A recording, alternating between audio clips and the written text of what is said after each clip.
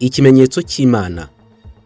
Hari ku munsi wa mbere w'itariki 11 z'ukwezi kwa kabiri 2013 ubwo itangazo riturutse mu biro bya Papa Benedicto wa 16 byavugaga yuko uyu mukambwe wasatiraga izabukuru wanako yari yaramaze kuzigeramo azegura ku mirimo y'ubupapa mu minsi 17 yari giye gukurikiraho, kubera ko itangazo ryavugaga yuko uyu mupapa azarekura inkoni y'ubushumba ku itariki 28 z'ukwezi kwa kabiri 2013.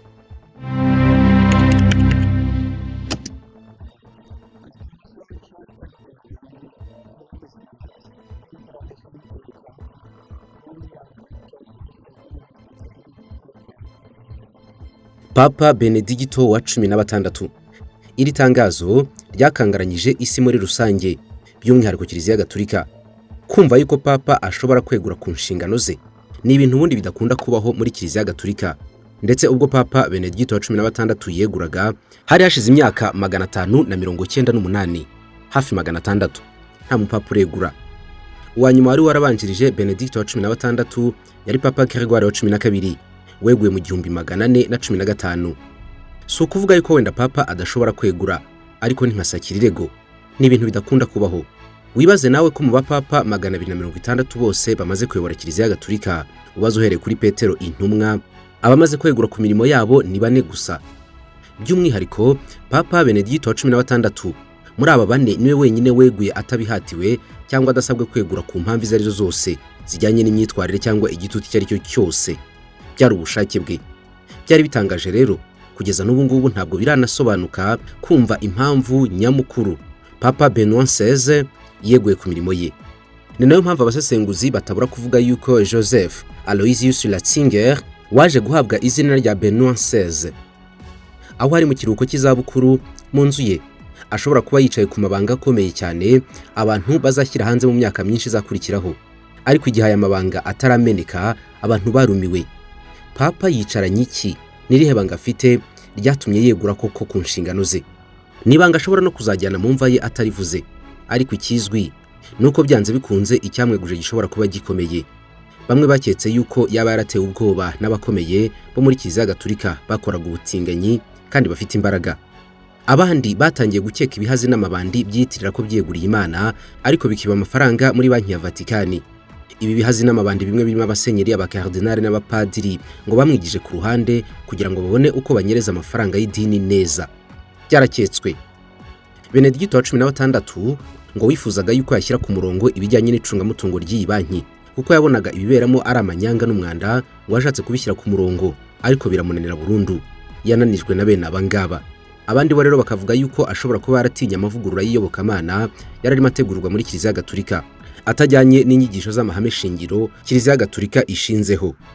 Ibi nabyo byaravuzwe, havuzwe ibintu byinshi, ariko nta n'uwakwirengagiza yuko yaratangiye gusaza ku buryo yanananirwa, nubwo impamvu yo gusaza idakomeye cyane abantu badashobora no kwitindaho, kubera ko ubundi yeguye afite imyaka 85, kandi Papa Francis uyu munsi tuvugana arabura umwaka umwe gusa afite 84, kugira ngo nawe agire nk'imyaka nk'iyo aracyakomeye biragaragara. Iyo si n'impamvu yatuma umupapa yegura, kubera yuko imyaka nk'iriya abapapa barayigira bakicwa n'izabukuru birasanzwe. Ibyo ari byo byose icyamweguje niyo tutazakigarukaho uretse ko bitatubuza, gusa kirakomeye. Gusa icyatumye dukora iyi nkuru ni ikimenyetso kidasanzwe cyabaye muri uku kwegura kwe. Benshi bahuje n'umujinya w'Imana cyangwa se ikimenyetso cy'Imana. Twabonye yuko yeguye ku itariki 11 y'ukwezi kwa kabiri mu 2013. Byasabye ko hashira amasaha 28 yuzuye Papa atangaje ubwegure bwe.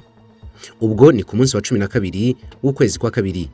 Ikintu kidasanzwe cyabaye kuri mwe mu nyubako z'amateka ya Kiliziya, inafatwa nk'ikimenyetso cy'ukwemera kose kwa Kiliziya Gatolika mu isi. Ni ikiswe ikimenyetso cy'Imana.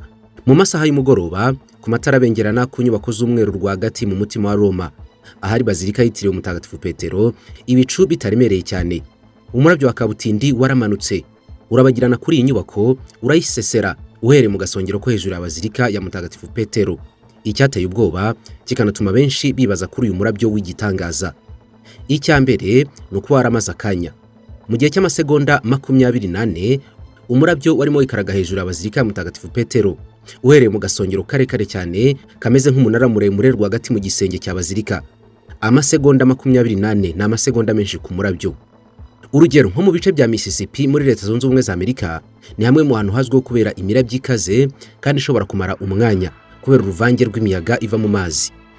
Umurabyo karahabutaka nko muri Mississippi ushobora kumara hagati y'amasegonda 3 n'5. Aya masegonda yose 5 iyo umurabyo uyamaze ukigaragaza urumuri aba ari igihe kinini. Ubundi uyu nguyu ngo bari umurabyo mubi cyane kubera ko n'umurabyo byonyine ushobora kumara amasegonda 3 kigaragaza urumuri. Benshi tuba twageze mu nzu twanipfutse mu maso kandi twahisha amenyo kubera ko batubwiye yuko inkuba ishobora kugukubita. Amasegonda 3 y'urumuri rw'umurabyo ni menshi.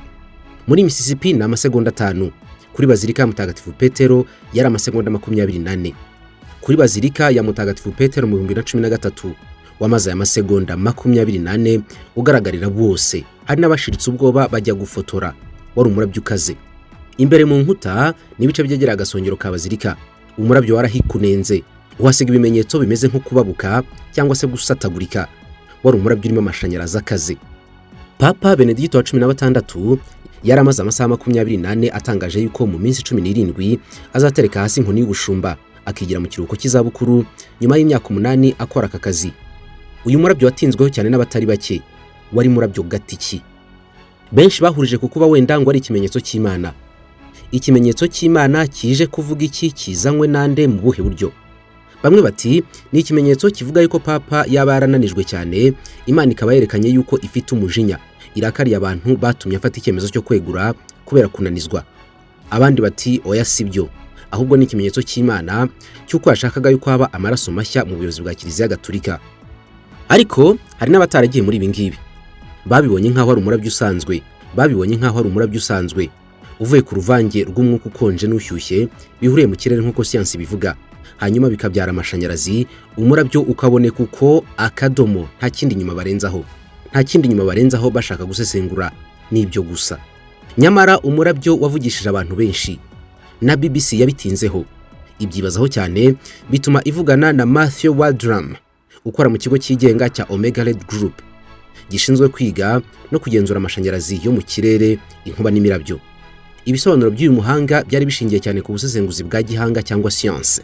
Ati ni ibintu bisanzwe dukurikije ubunini bw'inyubako, uko agasongero ka Bazilika gateye nuko kareshya, ibara ry'inyubako ukuntu riteye ku buryo rishobora gukurura amashanyarazi byoroshye, n'ukuntu inyubako ubwayo ishobora kuba izingiro ry'imyuka igakusanya imyuka ivuye ahantu hatandukanye muri Roma yabyara amashanyarazi. Bati ni ibi ngibi.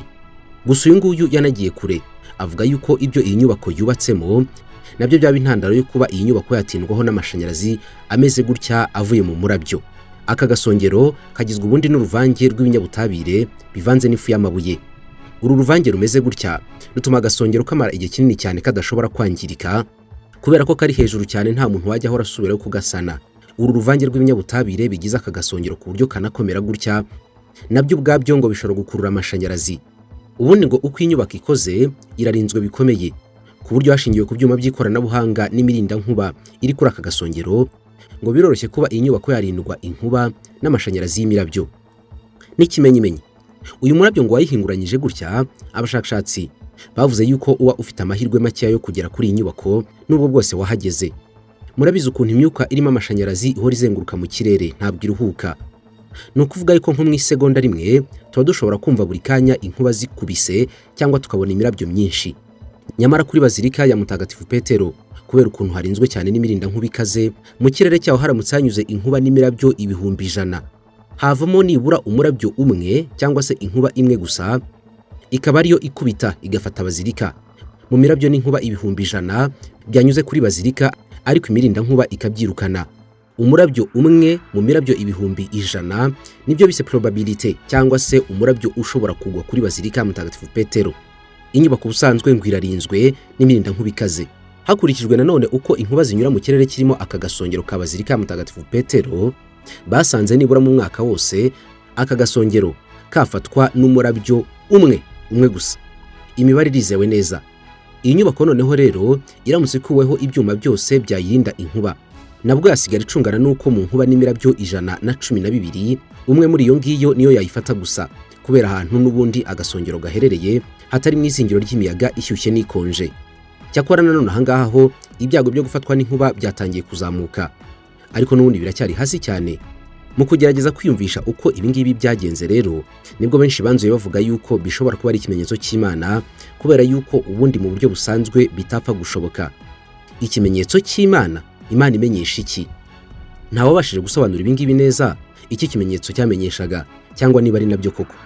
Cyakora Grim Anderson, umwe mu bahanga mu bijyanye n'ubumenyi bw'ikirere, yemeje yuko mu kwezi kwa kabiri ari nako Papa Benedicto wa 16 yeguriyeho ngo mu bice bicungamiye Mediterane nka Roma Vatican yubatsemo, kimwe n'ibice by'Ubwongereza na Portugal y'amajyepfo, ngo akunda kuba imirabyo myinshi cyane mu kwezi kwa kabiri rwagati. Ikirere ngo kiba kirimo amashanyarazi ahambaye kubera inkubiri yo gutangira gushonga k'urubura ruba rutangiye guhura n'ubushyuhe, mu gihe mu Burayi barimo basohoka mu gihe cy'ubukonje. Uyu muhanga yavuze yuko abakoresha ibyuma byabo by'indebakure bapima imirabyo, ngo basanze mu kwezi kwa kabiri agace ka Roma kaba karimo imirabyo myinshi cyane kurusha ikindi gihe cyose cy'umwaka, kubera ko ngo basanze nibura umurabyo umwe uba ushobora kugaragara cyangwa gukubita mu gihe cy'amasegonda hagati ya 17 na 28. Muri ayo masegonda haba hari ibyago yuko hakumvikana inkuba cyangwa umurabyo mu bice bicungamiye Mediterane. Gusa nanone iyi mirabyo iba ari mito cyane, itagereranywa n'uriya twabonye wakubise agasongero ka bazilika, kubera yuko nta nubwo ishobora kugaragara. Ababipima n'ababirebesha indebakure zabo, aba ari imirabyo mito utarebesha amaso yacu. Mu gihe cy'imirabyo n'inkuba muri ibi bihe byo mu Burayi, ibyago byinshi biba biri ku mazu maremare n'afite udusongero. Mu buryo bwa siyanse ngo birashoboka yuko birabise ikimenyetso cy'Imana ari ibintu bisanzwe umuntu atahuza cyane n'ibijyanye n'imyizerere. Nyamara Musenyeri Anthony Figueiredo, umuyobozi wa koleje y'iyobokamana mu majyaruguru ya Amerika, yemeje yuko ibyabereye kuri bazilika ya Mutagatifu Petero ari ikimenyetso cy'Imana mu buryo budashidikanywaho. Mu magambo ye bwite, Musenyeri aganira na CBS yaragize ati, "Jyewe ntekereza yuko ari Imana ubwayo yarije kuganira n'abantu bayo."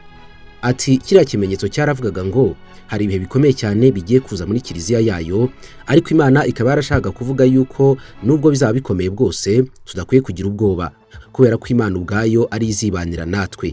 Yanongeyeho yuko iki ngiki cyari ikimenyetso cyo kubwira kiliziya ngo niyihatire cyane mu gufata ingamba n'imyanzuro ikwiye kandi inyuze mu mucyo, kugira ngo urumuri rw'Imana rwamamare mu isi yose. Abemeranyije n'uyu musenyeri basobanuye iki kimenyetso nk'umujinya Imana igaragarije mu byo itegeka, umujinya ngo ukomotse mu kunanizwa guhagije kwabaye kuri Papa Benedicto wa 16, ubundi wafatwaga nk'umunyamasengesho uhora asenga atakira kiliziya, utarajyaga cyane mu bintu bya politike n'amacenga y'ubutegetsi, ahubwo wahoraga ngo asengera intama za Kiliziya Gatolika. Mu ntege ntiyabaga afite ngo wahoraga mu cyumba asenga. Ngo ari umuntu wari ufite gahunda yo gushyira Kiliziya ku murongo mu bijyanye n'iyobokamana n'ukwemera. Ibi rero ngo abantu barabirwanyije cyane. Bumvaga Papa Benedicto wa 16 ari umuntu ugomba gukora ibishoboka byose akajya muri diplomasi mpuzamahanga, agatangira guhuza Kiliziya n'isi yo hanze. Iki kiswe ikimenyetso cy'Imana abantu bagifashe mu buryo butandukanye, banagiye ibisobanuro bigiye binyuranyuranye uko abantu babishaka. Cyakora Kiliziya Gatolika ubwayo ntacyo yigeze ivuga kuri ibi ngibi, nta nubwo yigeze ivuga yuko ari ikimenyetso koko kidasanzwe. Yararucira rumira. Cyakora imirabyo n'inkuba ku nyubako z'amateka ya Kiliziya, abahanga mu by'iyobokamana ntabwo babuze kubitindaho. Nk'urugero, hari ishusho ya Yezu nini iri mu mujyi wa Rio de Janeiro, ni ku musozi wa Sugarloaf. Niyo shusho nini ya Yezu mu mashusho yose yabumbwe n'inyoko muntu akamanikwa ahantu. Ihari kuva mu 1931. Ifite metero 39 na santimetero 60 z'uburebure, aho uri hose mu mujyi wa Rio de Janeiro ushobora kuyireba ubu yitegeye. Iyo rero ngo hari icyago kigiye kuba muri Brazil, ngo babirebera kuri kiriya kibumbano cya Yezu kiri ku musozi hejuru i Rio.